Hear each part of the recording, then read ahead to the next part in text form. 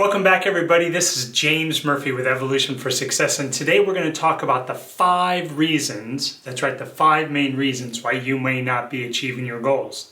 Now, as you know, when you set a goal, you put all of your obstacles in place, and like everything else, there are patterns to those obstacles that can be identified, because once we identify them, the purpose of that is to A, raise awareness, because that's the first step of change.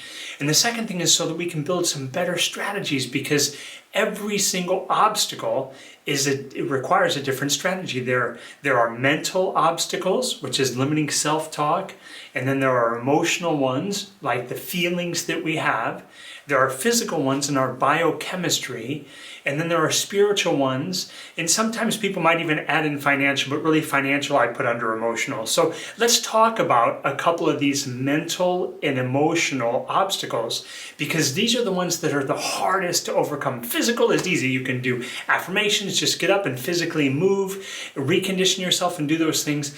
But the first emotional obstacle that most of us face, that's a really easy pattern to find here, is that's right, it's anger, right? And anger is an emotional indicator. See, every emotion wants to tell us something, and so anger means that you've been wronged by somebody or something.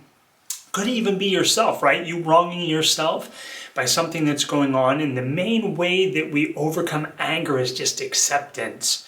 Right? Accepting that it is what it is because it's the way we don't want it to be. Right? So anger is one of those key emotions that we really want to be careful of. Now, anger has some derivatives. All these other different words like, being furious, pissed off, having angst. Actually, angst is a little bit more about one in the future here, but seeing red, right? Whatever that is, getting your boiling point.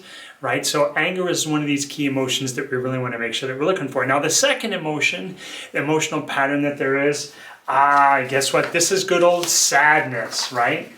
And sadness, a lot of us are feeling sadness right now with COVID and everything else, right? Because what sadness is an emotional indicator that you don't have something happy to look forward to, right? Sadness is associated with like emptiness, feeling hollow inside, not having a goal in the future, something exciting to look forward to.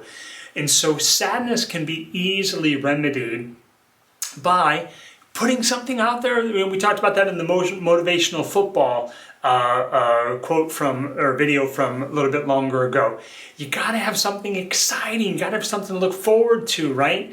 The ultimate depth of sadness is no hope, right? And maybe suicidal thoughts, things like that, right? Because there's just no reason to live, no hope. There's nothing positive, there's nothing empowering out there in the future. So we want to work through sadness, that emptiness, by just doing something, having something positive and empowering to be out there.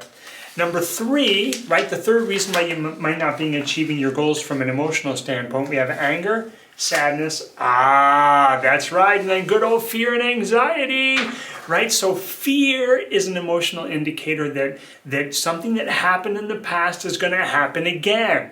And so that's really what fear is. And anxiety is actually future fear of something happening that you don't want it to be, right? Something in the past happening again in the future, or it's just something new, right? Imagining that rock in the road around the bend of the turn that's not there.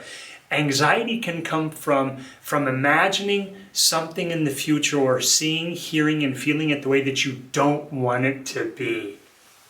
Okay, now there's something funny here. There's a pattern here. We'll talk about that in a second. But fear and anxiety, you want to be careful of, right? And then the last big emotional, and by the way, this is where the angst comes in, I said before, right? So anxiety has some other derivatives there too, derivative words. But the last one, of course, is guilt and regret. Right? It's like after we make a mistake, after we're there, we're like, oh shoot, what happened, right? And guilt and regret are emotional indicators that you violated a belief or a standard that you hold to be true for yourself.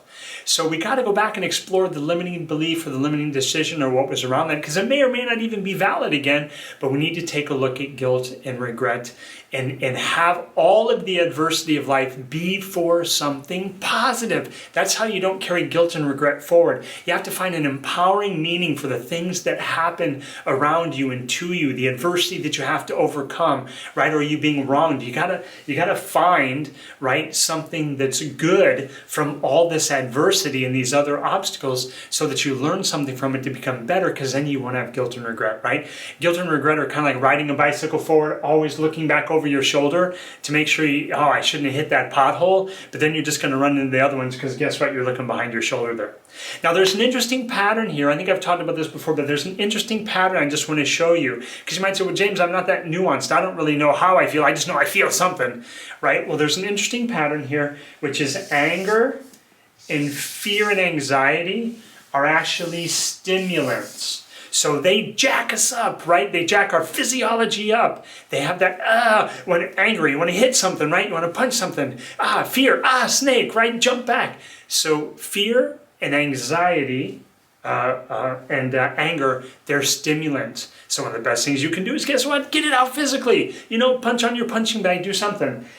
There's an irony here as well, that between sadness and guilt and regret, these are depressants, right? They bring us down. They make us feel like we don't want to do anything. We don't want to do the work. We're like, seriously? Right? And so in that case, guess what? It's always good to get up and physically move. That's right. Stimulate, get some movement going, stimulate those endorphins, all those good internal, endorphins, as my daughter used to call them when she was a little itty bitty, right? And so whether you're feeling the anger and the fear and anxiety, or whether the sadness and the guilt and regret, one of the best things you can do to work through them is to physically move. Brings the stimulant down, brings the depressant up, right, with the physical movement. And then last but not least, these are the ones that don't really carry some emotion, but you've heard it called a lot of different things: monkey mind, automatic negative thoughts, right, ants, something like that.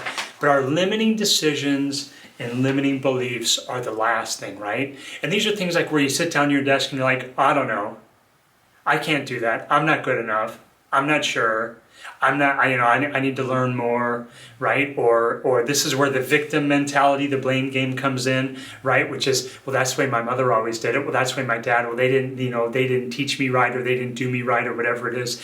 And so you want to be aware of limiting decisions and negative self-talk to let those things go as well. So if you're interested in how to do that, or interested in piecing through any of your stuff, comment below. Let me know how you're doing. But if you're experiencing any of these in regards to your goals and moving forward and making stuff happen, it's normal and it's natural, and it's just about finding better strategies to release these, because success is about cutting down the amount of time that it takes for you to actually achieve your goals. So take care, have an outstanding day, keep running your race, stay on your path, cross the finish line, and we'll talk to you soon.